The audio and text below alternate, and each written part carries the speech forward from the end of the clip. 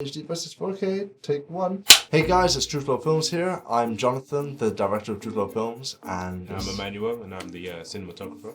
And we're just basically going to talk you through the pros and cons of HD versus 4K while you get to see some HD versus 4K comparison footage. So let's go straight into it.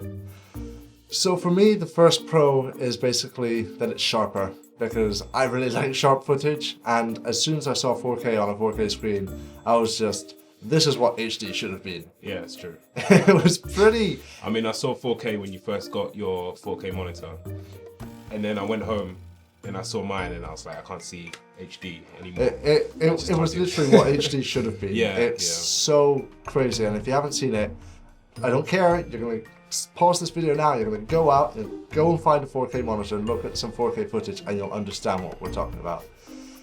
The other thing for me is I think that 4K looks actually better on HD as well. Yeah. Just because I find, I don't know, the sensors for the 4K are able to get things more sharp, and sure, because you've got the increased definition, on HD it looks better, but it looks like, again, what an HD should have looked like a little bit. Obviously it's not the full throttle like 4K, but I mean, you can see the details in the pores and you can see the details in the hair, like each individual hair strand.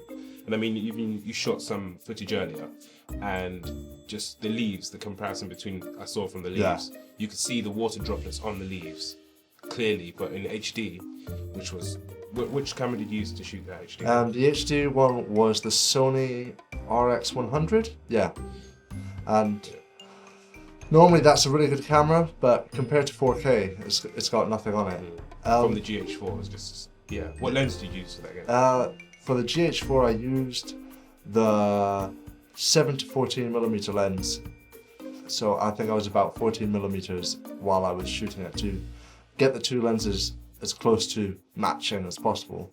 Another thing for me is with the 4K, you've got a lot more room for stabilization. That's right. When it comes for a client or someone that wants stable footage and only wants an HD product at the end, if you shoot in 4K, then you've got a whole bunch of margin on the side that you can basically just stabilize your footage and not worry about it coming off a little bit, because it'll keep it stable. You have so much to work with, so. Yeah, and with that you get the crop factor as well. But then again, it all depends if your client wants to be in 4K or not. And a downside with the 4K, with having so much to work with, is having the file size at the end of the day to transfer it to the computer. I mean, I know you've had problems with that when you're editing, so... Yeah, I've had problems with that. Basically, you're halfway through an edit and your RAM basically just gets full up, straight up, and your program just goes, whoa, stop, hold it, I can't remember anymore. And you're only like 1/5 into your edit. So you have to save it and then just turn it back on and start all over.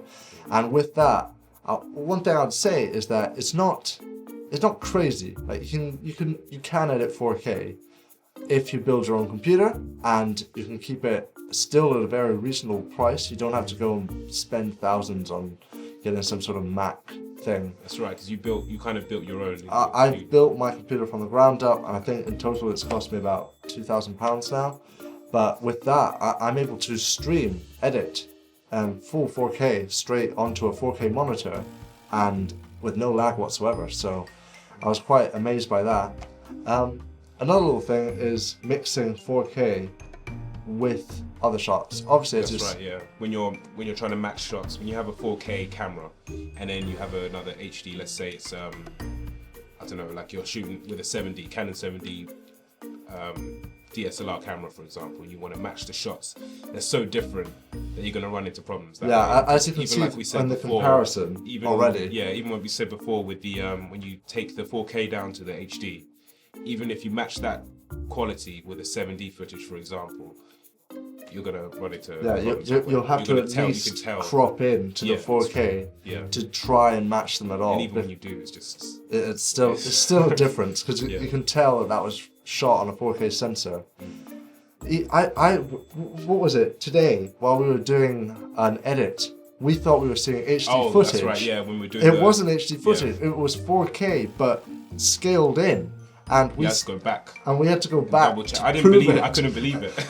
I didn't believe you. I was it was quite something. We were definitely seeing, So. And then there's the one thing that I would say is I think 2.7K just about gets away with it. That's from the GoPros. Isn't Yeah, it? from the GoPro Hero 3 Plus and Hero 3, Yeah. the 2.7K on there, you can upscale it to 4K and you can edit the 4K and the 2.7K together and get like a smooth transaction between them. But like I said, trying to do that with HD just isn't gonna work. No. One other thing is not everyone has 4K. Now, I understand that not everyone has 4K, but like we've said, 4K looks good on HD screens, and that already, if it looks better, people want it, especially the professional people that are looking for quality. Yeah. They want whatever's best. And Your skills have to be good as well. But yeah, of course. It's the look that's gonna, Yeah. draw them in as well. So. And then, so I think myself that everybody thinks, oh no, 4K is just a fad. It will brush off. I think as soon as people really catch on to this 4K and we actually get some 4K channels, because right this minute, there's actually no 4K channels on the TV. I haven't seen any. There's not one single one that I can find anyway that's been streamed, or even. The movies are alright. They do some 4K I movies. don't think so. I don't I've think heard. they're out yet, because Blu-rays is just up-resed HD, Yeah. which is I couldn't believe that myself. I think you told me that, or one of my friends told me that, which was that basically the Blu-rays aren't actually 4K. They're just up-resed HD, and there isn't actually any 4K videos out there unless you buy them from like Sony and stuff like that for the 4K TVs, where you have to literally buy a hard drive Yeah. to put into the TV to play a video. But that's getting a bit ridiculous because your 4K files don't have to be that big. The 4K in YouTube I find is quite fine. Yeah. If you get even YouTube compressed 4K is looking really good. Obviously it's compressed, it's not the best, but it's a darn sight better than HD. Yeah. So that's what we've got to say about HD versus 4K. Let us know yourself in the comments below of what you think about HD versus 4K. Do you like HD still more? Or are you totally a 4K fan and you're going for it? And how many of you actually have a 4K display to actually put stuff out there? Feel free to follow us on the social links that are going to be down here and of course in the description as well. And thanks for watching.